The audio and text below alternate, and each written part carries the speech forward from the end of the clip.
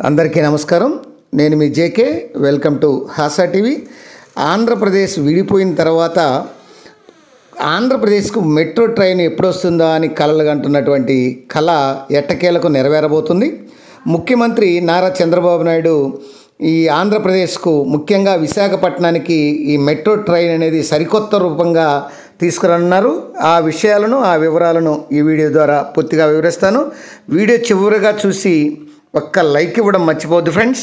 ఆంధ్రప్రదేశ్లో కూటమి ప్రభుత్వం ఏర్పడిన తర్వాత రాజధాని అమరావతితో పాటు విశాఖ నగరం అభివృద్ధికి కూటమి ప్రభుత్వం అయితే కీలక నిర్ణయాలు అయితే తీసుకుంటుంది. ప్రజా రవాణా సౌకర్యాన్ని మెరుగుపరిచేందుకు విశాఖ మెట్రో రైలు ప్రాజెక్టును పట్టాలెక్కించనుంది. ముఖ్యమంత్రి నారా చంద్రబాబు నాయుడు సూచనల మేరకు ఈ ప్రాజెక్టుకు సంబంధించినటువంటి గత ఆకృతుల్లో అంటే పలు వెరైటీ డిజైన్లను అధికారులు కొన్ని మార్పులు చేసి దీన్ని రంగంలోకైతే పట్టాలెక్కించనున్నారు.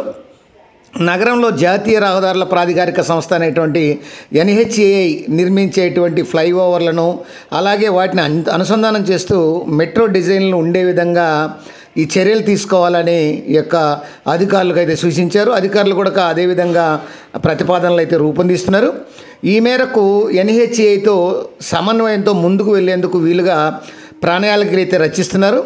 మెట్రోకు సంబంధించి సమగ్ర ప్రాజెక్ట్ రిపోర్టు అంటే DPR రిపోర్టును కూడా కొన్ని మార్పులు చేసేటువంటి అవకాశం ఉంది. ముఖ్యమంత్రి చంద్రబాబు నాయుడు విశాఖ పర్యటన అనంతరం ఈ ప్రాజెక్టులో కదలిక వచ్చింది. ఉత్తరాంధ్ర ప్రాజెక్టులపై సమీక్ష సందర్భంగా మెట్రో పనులన్నీ ముందుకు తీసుకెళ్లాలన్న తన ఆలోచనను చంద్రబాబు నాయుడు ఇటీవల వైజాగ్ జరిపినటువంటి సమీక్షా సమావేశాల్లో ఆయన వెల్లడించడం అయితే జరిగింది. ఆంధ్రప్రదేశ్ మెట్రో రైలు కార్పొరేషన్ MD JMA రావుకు ఈ విషయం తెలియజేశారు.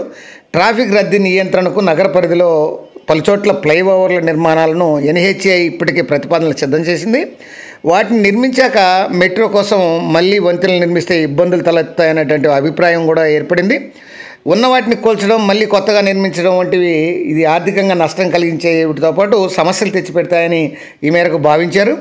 ఈ నేపథ్యంలో అటు NHAIకు ఇటు మెట్రోకు ఉపయోగపడేలా నిర్మాణాలు చేపట్టాలని సూత్రప్రాయంగా అయితే చంద్రబాబు నాయుడు ఆ సమీక్షలో తెలియజేశారు. ప్రస్తుతం విశాఖలో విశాఖ నగరంలో వచ్చేసి 12 ఫ్లైఓవర్లను అయితే నిర్మించేందుకు DPR రిపోర్టును అయితే రూపొందించింది.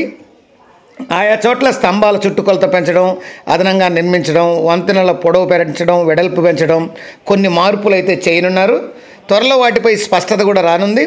గత వైకాపా ప్రభుత్వ హయాంలో విశాఖ మెట్రో రైలు ప్రాజెక్టు తీవ్ర నిర్లక్ష్యానికి గురైనటువంటి విషయం అందరికీ తెలిసిందే. విజయవాడలోని కార్యాలయాన్ని విశాఖకు తరలించడం తప్ప మరే పని కూడా వైసీపీ గవర్నమెంట్లో జరగలేదు. 2017లోనే అప్పుడు తెలుగుదేశం ప్రభుత్వం ఫ్రీ బిడ్ సమావేశాన్ని నిర్వహించి 2018లో అర్హత కలిగినటువంటి 5 నిర్మాణ సంస్థల ఆసక్తి చూపగా SL ఇన్ఫ్రా కన్ఫర్మేటియం ఫైనాన్షియల్ బిడ్ దాఖలైతే చేసింది. ప్రాజెక్టు పట్టాలెక్కే సమయంలో ఎన్నికలు రావడం, తర్వాత పరిణామాలు తెలుగుదేశం గవర్నమెంట్ మారిపోయి వైసీపీ గవర్నమెంట్ రావడం, ఈ పరిణామాల ప్రక్రియ అంతా కూడా ఆగిపోవడం అయితే జరిగింది. 2019లో వైకాపా ప్రభుత్వం వచ్చాక గతంలో పిలిచినటువంటి టెండర్లతో పాటు DPRను కూడా డీటెయిల్డ్ ప్రాజెక్ట్ రిపోర్ట్ను కూడా రద్దు చేసింది. మళ్ళీ కొత్తగా చేపట్టారు. నాటి తెలుగుదేశం ప్రభుత్వం 46 కిలోమీటర్ల మొదటి దశ ప్రాజెక్టును పూర్తి చేయాలని నిర్ణయిస్తే వైకాపా ప్రభుత్వం గొప్పలకు పోయి అనకాపల్లి నుంచి భోగాపురం వరకు 140.13 కిలోమీటర్లుగా మార్చింది.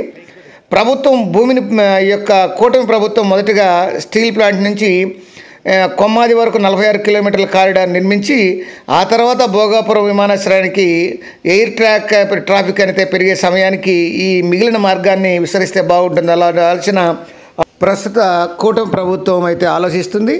ఏదేమైనా విశాఖ నగరానికి విశాఖ మెట్రో ట్రైన్ అనేది సరికొత్త హంగులతో, సరికొత్త డిజైన్లతో, సరికొత్త ఆకృతులతో ఆకర్షణీయమైనటువంటి మరియు ట్రాఫిక్ రద్దీని తగ్గించేటువంటి ఒక మోడల్గా మెట్రో ట్రైన్ అయితే నిర్మించడానికి ప్రాజెక్ట్ని అయితే సిద్ధం చేస్తున్నారు.